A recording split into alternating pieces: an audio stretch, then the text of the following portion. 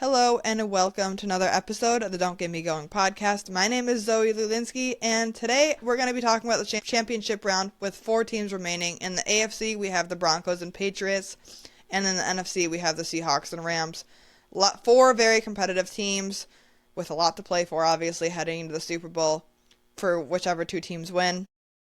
But after we get into that, I want to also talk about some of the head coaching hires. 5 out of the 10 spots have already been filled, and I want to give my opinion on it. And then finally, to finish off this episode, I want to talk about NFL award season. These awards are just weeks away, and I'm pretty sure we figure out who wins these awards at the beginning of February, so I kind of want to get ahead of things, give my predictions on who I think will win, and then that's going to round out the podcast. But before we get started, Christian Gonzalez was the mystery player from last week's episode, and this week I have a new one for you guys. So get ready here. This player went to Ohio State in college, was a first-round pick in 2016, defensive player, and has only been on 2 teams in his entire career. I think this could be a slightly easier prediction, so I want to know if you guys get this answer correct. Let me know down below who you guys think, and I'll let you guys know which next episode who it is. But to start things off, championship round, for the AFC, I think the Patriots are going to win. They're going to outduel the Broncos, in my opinion. And don't get me wrong, even though the Broncos do have a backup quarterback, I do think there is a possibility they could win, especially with that defense. They have one of the best defenses in the league, and the Patriots have definitely struggled against defenses. They played the Chargers and the Texans the first 2 weeks of the playoffs. And those are 2 very good defenses as well, especially the Texans. But I just don't think they're going to be a match for the Patriots team overall with a backup quarterback. I want to see how Drake May plays. He struggled a little bit last week against the Texans, multiple fumbles and interceptions. I want to see how he plays, but overall I think the Patriots are going to get the upper hand in that game. And then for the NFC side of things, I think the Seahawks are going to win. And if last week meant anything, I don't think the Seahawks this season are stoppable if Sam Darnold continues to play at the high level he is. I mean, last year we saw it with the Vikings. The Vikings had 14 wins, and they were unstoppable until the playoffs when Sam Darnold struggled. But this first week in the playoffs for them in the divisional round, and Sam Darnold looked really solid against the 49ers. And yes, the 49ers defense is struggling, and they're all injured. But if he plays the way he does, he has JSN at wide receiver, Kenneth Walker and Zach Charbonnet at running back. You can't stop either. I mean, that's a great run game and a great passing game on top of a really good defense already. That's going to be really hard to stop. We already saw the Bears figure out ways to stop the Rams last week in the divisional round. And yes, that could be partly because of the cold, but we saw the number 1 offense struggle against the Bears defense, who struggled against every offense this season. I think the Seahawks are going to have the upper hand, and we're going to get a Seahawks versus Patriots Super Bowl. And if that's the case, I also think the Seahawks are going to be beating the Patriots. The Patriots, like I mentioned, have struggled against good defenses, and the Seahawks are another team with a good defense. It's why they've made it this far. I think they're going to pull that one out if they make the Super Bowl against the Patriots there. Heading into head coaching hires, so 5 out of the 10, like I mentioned, have been filled, and I'll list that off for you. The Ravens recently hired Jesse Minter. The Falcons hired Kevin Stefanski. Titans hired Robert Saleh. The Dolphins hired Jeff Hafley, and the Giants, of course, hired John Harbaugh, which we already know about. I've already discussed that already. I think that's obviously a great hire. Already we're seeing signs of it, but he's gonna shift that organization around. And it's a great place to be for a coach like him, in my opinion. Defensive-minded head coach, but he has a great trio on the offense with Jackson Dart, Cam Scadaboo, and Malik Neighbors that he can build on, and he has definitely a couple of young guys that he can build on defense. That defense is definitely struggling in the secondary, but they have a great front 7 that I think he can build around with that. Jeff Hafley, another name. I think he's almost the complete opposite of Mike McDaniel, which I think is definitely what the Dolphins need, so I'm excited to see how he does. I've seen the defense for the Packers multiple times this season, of course, as a Bears fan, and I mean he's a great caller for that defense. So I'm excited to see what he does on the Dolphins. And then the Titans with Robert Saleh. I think Robert Saleh gets a little bit too much hate for the work he did as head coach on the Jets, as we've seen even since he left. I think they've gotten even worse, and I think Robert Saleh definitely deserves this new chance with the Titans and that young core that they have. So I'm excited to see how he does as well, of course. And Kevin Stefanski, I think we forget that he's won 2 Coach of the Years, with how bad the Browns have been the past year or two. Before they traded for Deshaun Watson and spent all that money, they were a pretty solid team. They had a couple 11-win seasons in the past 5 years. I'm curious what he does, Kevin Stefanski does, with Shedeur Sanders, Harold Fannin, and Quinshon Judkins. They have again, similar to the Giants, have a pretty solid core three there on offense, a little trio. And I'm excited to see how that works out for them. And then Ravens, of course, Jesse Minter. He did a great job for the Chargers defense. So I know the Ravens defense struggled a little bit. They had some injuries, but it's a very good core that they have with Roquan Smith, blanking on all the other guys right now, if I'm being honest. But they have a great defense. They have a really solid defense there.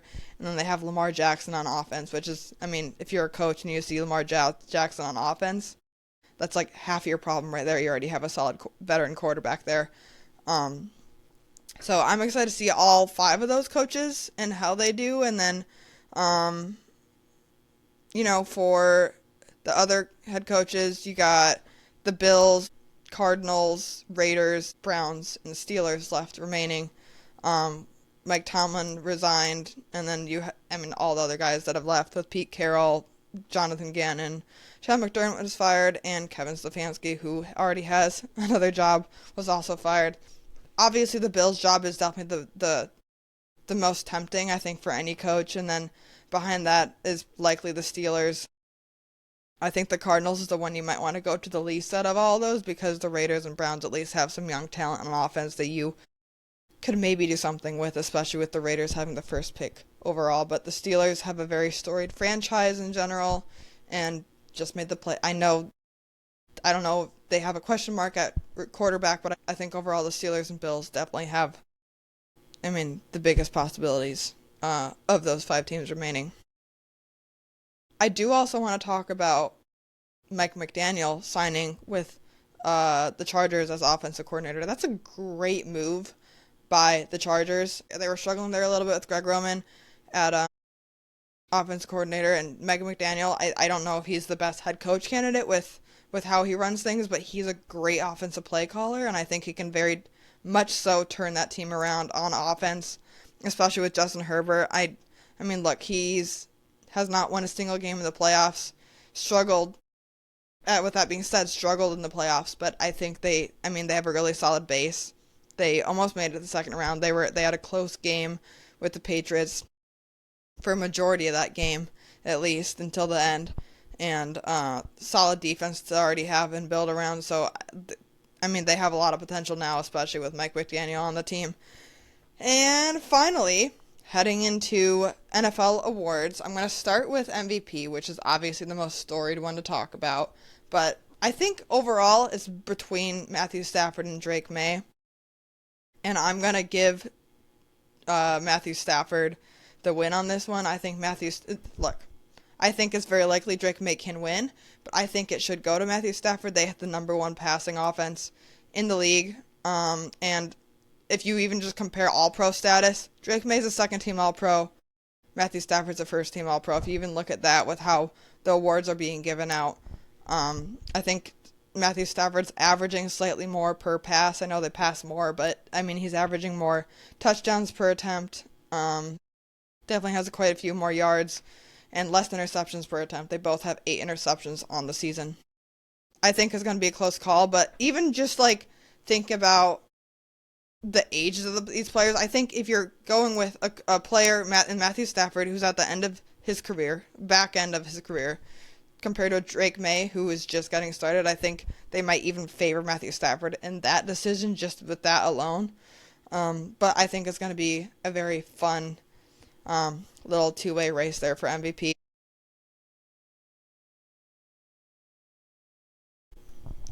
And then I think Defensive Player of the Year is pretty obvious. Myles Garrett broke the sack record. I think it has to go to him. If this season didn't happen for Myles Garrett, I think Nick Bonito would actually have a really good chance to be in the conversation as well. But, it has to go to Myles Garrett. He broke the sack record, and he's on one of the best defenses in the league.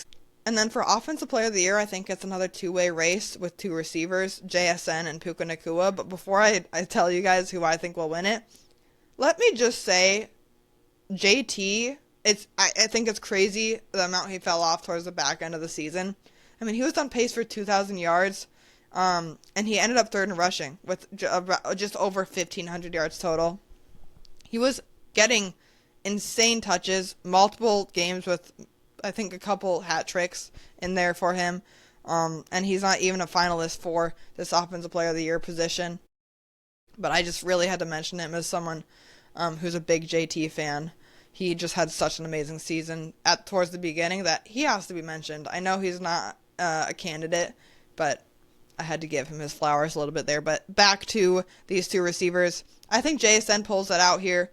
You can't give either Puka or JSN the upper hand in the fact that they might be the only weapon. Both of them have other weapons that they share with Devontae Adams on the Rams and Cooper Kupp on the Seahawks and a couple other guys there as well. But the Seahawks aren't majority a passing team like the Rams are, and he's still putting up insane numbers, JSN is. I think that alone, puts him a little higher than Puka. I think they have pretty similar stats actually in general. Both have 10 touchdowns. JSN has slightly more receiving yards. The only thing Puka beats him in is rushing, but I just think JSN gets the slight edge there for Offensive Player of the Year. And then for the rookie side of things, Offensive Rookie of the Year, I think will go to Tet McMillan on the Panthers at wide receiver. He's the only rookie wide receiver that's gotten over 1,000 yards this season, and he's proven to be a very reliable option for Bryce Young, who's also going to be growing with him. They're both young guys. I think Tet McMillan definitely stood out in that class at wide receiver. Jackson Dart, I think if he didn't miss a couple games, could also definitely be in this conversation. He is a finalist.